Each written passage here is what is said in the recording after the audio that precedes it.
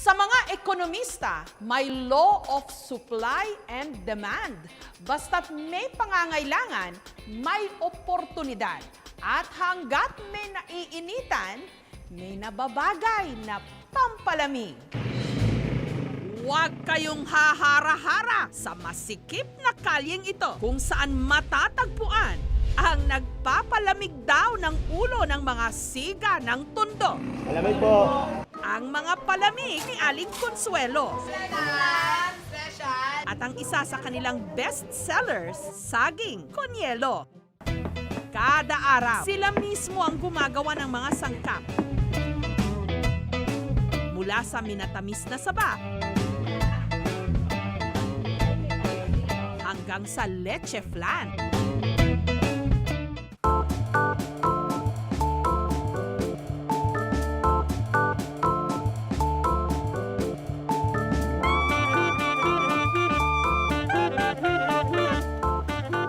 Alasam naman natin dito. Ano po yung mga nalasam? Bukod sa saging konyelo, kilala rin sila sa kanilang mura pero masarap na halo-halo. At mais konyelo. Ang tindahan ni Aling Consuelo since 1960s pa.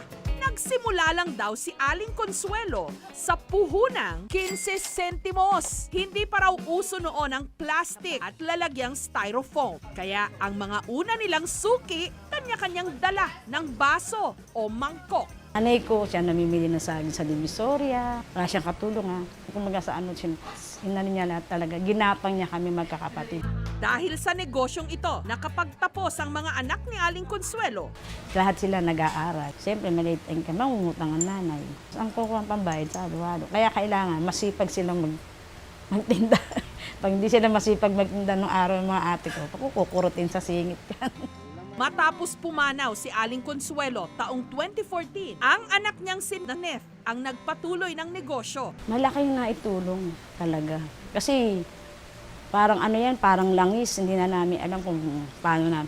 Hanggang sa mailipat ko na rin sa anak ko yan, hindi na mamamatay yan. Mga prutas na napapanahon, masarap ding papakin tuwing tag-init. Ano pa kaya kung gawin itong ice pops o popsicles? Mangga, strawberry, avocado, kiwi at melon. Ito ang ice popsicle business ng magkapatid na Ian at Susan. Hinahaluan din nila ang kanilang popsicle ng mga gulay at edible flowers na inaangkat pa nila mula Benguet at Quezon.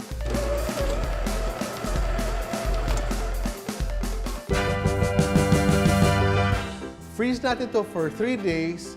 After ito, pwede na natin enjoy ang strawberry.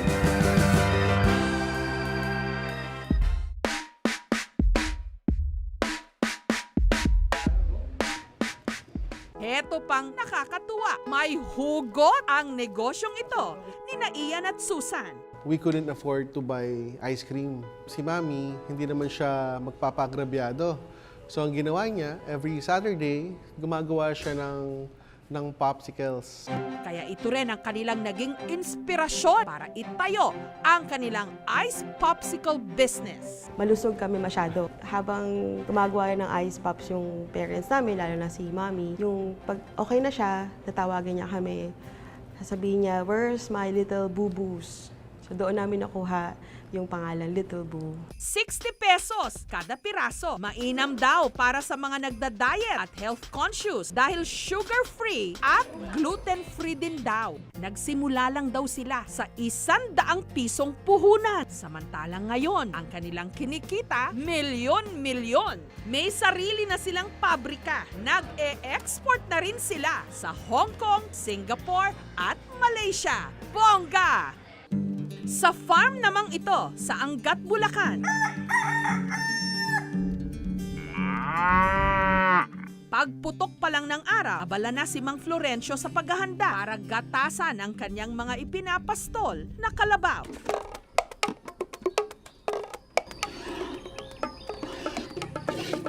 Nakukuha ko ng 5 litro. Ang gatas ng kalabaw, sagana sa calcium at protina, kaya mainam sa kalusugan. Pero sobrang masustansya, kaya hinay-hinay din sa mga may problema sa kolesterol. Ang naipong litro ng gatas, pinapasteurize o pinakukuluan para mamatay ang mga mikrobyo.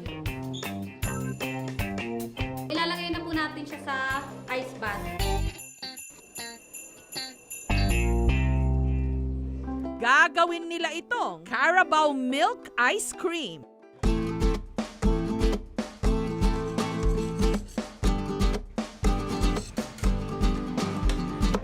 After 20 to 30 minutes na pag-churn po natin ng ice cream mixture, ilalagay po ulit natin siya sa freezer ng overnight. May 6 na Pinoy flavors. Turon with langka, tablea o tsokolate, peanut butter, leche flan with calamansi zest, ube halaya at salted egg caramel. At para kumpleto ang ice cream adventure, ilagyan pa ito ng Carabao-shaped na cookie sa ibabaw. Thank you.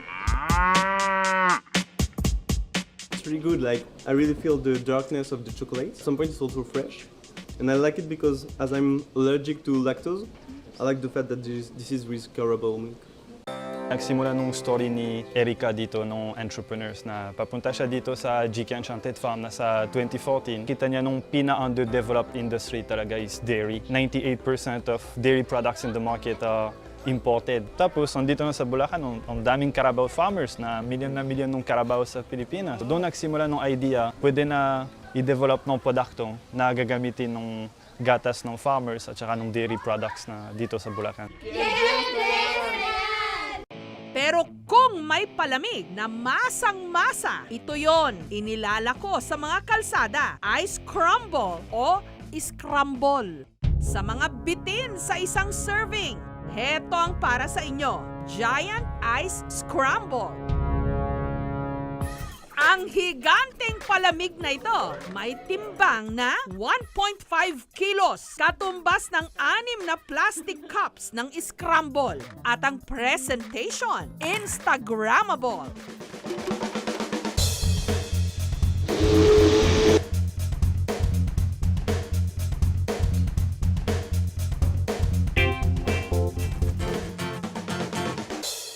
Gawa ito ng pastry chef na si Stanley. So naisipan ko na parang nung bata tayo, sikat yung ice scramble. So medyo nostalgic siya eh. Naisipan ko po kasi na gawin siyang malaki kasi pag yung mga Pilipino mahilig pong magsalo-salo yan eh.